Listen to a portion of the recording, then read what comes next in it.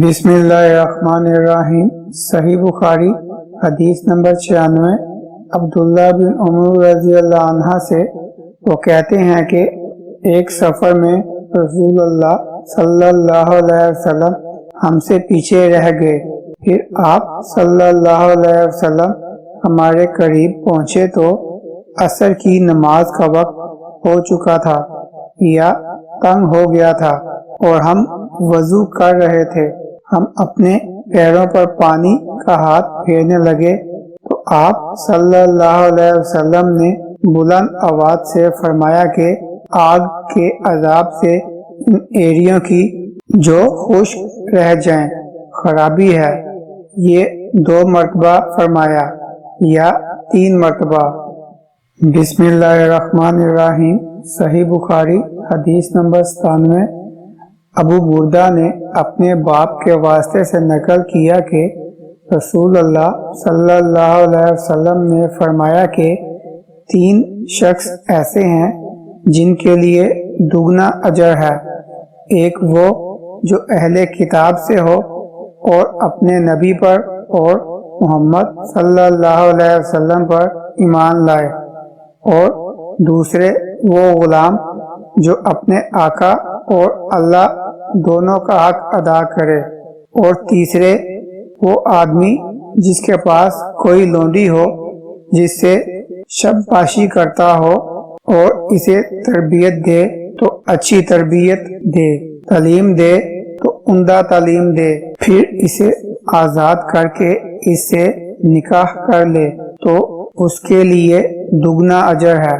پھر عامر نے صالح بن حیان سے کہا کہ ہم نے یہ حدیث تمہیں بغیر اجرت کے سنا دی ہے، ورنہ اس سے کم حدیث کے لیے مدینہ تک کا سفر کیا جاتا تھا۔ بسم اللہ الرحمن الرحیم۔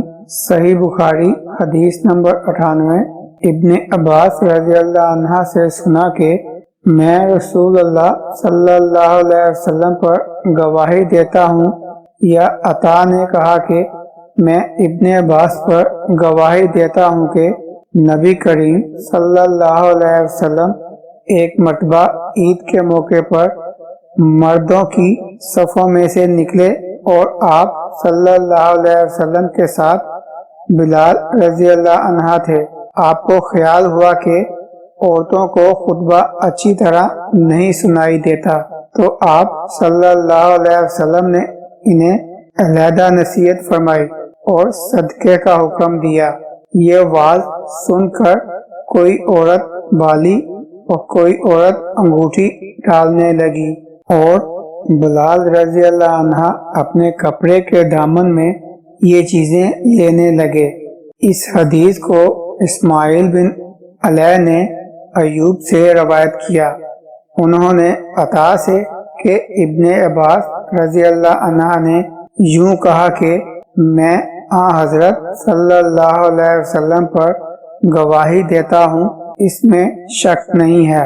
امام بخاری کی غرض یہ ہے کہ اگلا باب عام لوگوں سے متعلق تھا، اور یہ حاکم اور امام سے متعلق ہے کہ وہ بھی عورتوں کو واز سنائے۔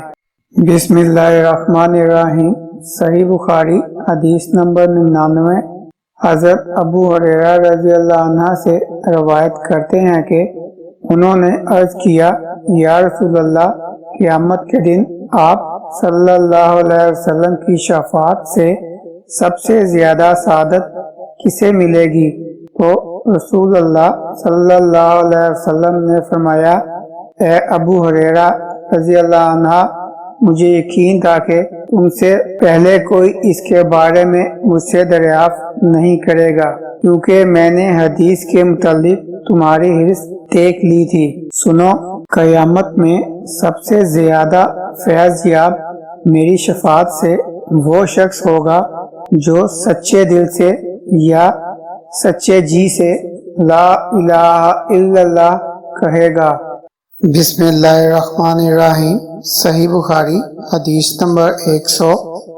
عبداللہ بن عمر بن العاص رضی اللہ عنہ سے نقل کیا کہ میں نے رسول اللہ صلی اللہ علیہ وسلم سے سنا، آپ صلی اللہ علیہ وسلم فرماتے تھے کہ اللہ علم کو اس طرح نہیں اٹھا لے گا کہ اس کو بندوں سے چھین لے، بلکہ وہ پختہ کار علماء کو موت دے کر علم کو اٹھائے گا، حتیٰ کہ جب کوئی عالم باقی نہیں رہے گا تو لوگ جاہلوں کو سردار بنا لیں گے، ان سے سوالات کیے جائیں گے، وہ بغیر علم کے جواب دیں گے، اس لیے خود بھی گمراہ ہوں گے اور لوگوں کو بھی گمراہ کریں گے۔